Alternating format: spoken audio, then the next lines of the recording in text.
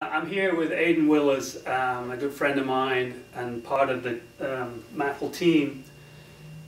We all have a great passion for the sport and for water skiing and slalom skiing. Obviously, by looking at this video and watching this, you're sharing a passion of what we all have.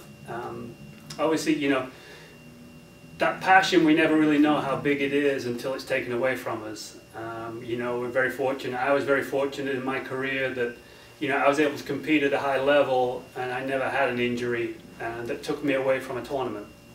That's very unusual. Aiden was a little different, obviously very passionate about the sport, from New Zealand, a slalom skier running deep 39 at 36 miles an hour, skiing tournaments, everything's great. We're doing something you love to do, traveling the world. About 4 years ago, Aiden was training at Prince's Club over in England and had an unfortunate, extremely unfortunate accident that we hear about, in different areas of the sport now, as far as regards handle and putting limbs through the handle.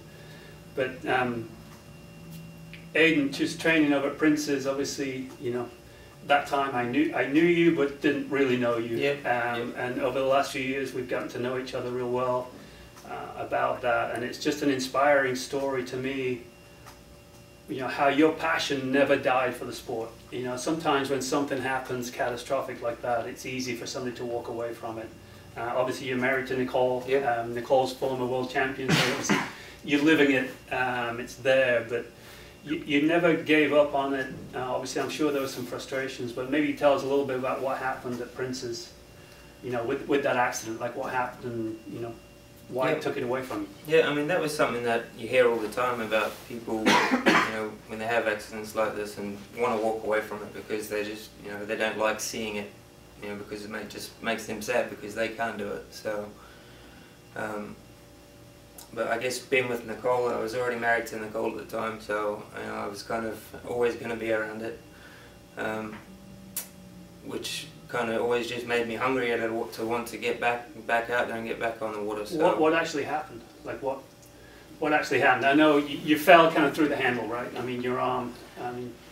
Yeah, I mean, the way it happened to me was a little bit different to the way that a lot of other people, I think, have done it, where they'll often on their offside turn will kind of come into the buoy and start falling forward and drop the handle and then continue falling, and the hand will kind of go through the triangle. And quite often it only goes up to your forearm. But what happened to me was actually on the other side. My ski had hit the buoy, so I'm now sliding up in front of the windscreen of the boat, hands and feet in the air, still had the handle in my hand, and I'd spun around 180 degrees without knowing it, so thinking that the boat was in that direction, hand was in this hand, it was really in that direction. So I've tried to throw the handle away, and the triangle has just dropped down and stopped under my armpit, and I'm still sliding at that point, and I could still hear the rope dragging in the water. So at that point I kind of started to brace myself. I could still hear it, and then it kind of just hit me like a bolt of lightning, and I came up out of the water, and from like here up, my arm was just completely blown up like a balloon. Boat got back to me straight away. And yeah, I mean, it was pretty painful at that point. So basically, I mean, it kind of like took your bicep and everything, it just ripped everything down as, when the rope came tight. Yeah, so basically, I severed the main artery that was under, there's a major artery that runs under your armpit. That was completely severed. One end went that way, the other end went up into my shoulder.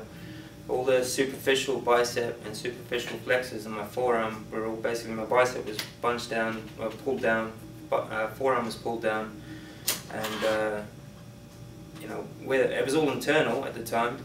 The scarring is all from the surgery, but where the muscle was pulled down basically left huge big pockets where the artery was burst, and then they filled up with blood. So which is why it was like instantly it was huge. It was kind of scary to look at. And then yeah, so the scarring is actually from, they had to do an operation called I think it's called a fasciotomy, something like that, where they have to, the trauma was so much to my arm where they had to cut the arm open otherwise the skin would have basically suffocated my arm, and there's a good chance I would have lost it.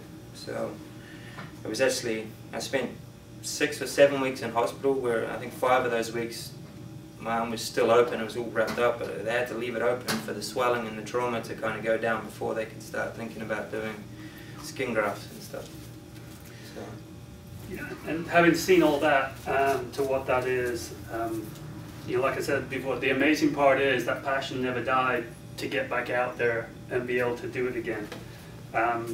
You know, I actually, you know, got to see Aiden back, you know, running 35 off again.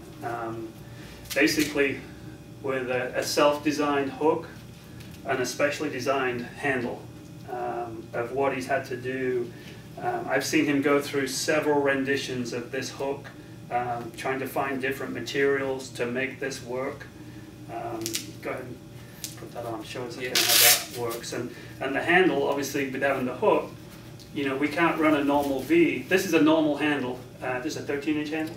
Yes. Yeah, so he's running a 13-inch handle, which is normal, but instead of the eyelet being put in here, it was put further up in here, so that basically, you know, the good hand goes in normal here, but the hook goes on here. But if the hook went in here, then he couldn't get out of that. You know, so obviously he's designed this, you know, and there's unique parts about it because, you know, obviously this is not straight. So, you know, this was a lot of testing and what he's done here to be able to make this work safely for himself and still have all the strength that he needs and power. So this is obviously not an angle, so this is actually further up, so that when he gets on here, you know, he's kind of got the power because he had to shorten this up to how to do that. And you can kind of show how that. When the rope comes tight and is loaded, the handle does actually kind of straighten up. It ends up being straight, but the reason it sits like that is this part of the handle is actually quite stiff, because if this wasn't stiff and it just collapsed, you know, it would just fold, and the second I let go to reach, it would just slip off. So that was why we did that. But you know, this is, you know, as we see on the videos, we're going to see, you know, Aiden out there skiing. You know, the only thing that looks any different in his skiing of what he's doing is basically, it looks like he's only wearing one glove, as you can see in the video. But everything else, and you watch him ski, his technique and everything, you know, he's developed this to be able to keep going and to be able to do what he needs to do, you know, to be like all of us, still enjoying the passion of the sport. Yeah.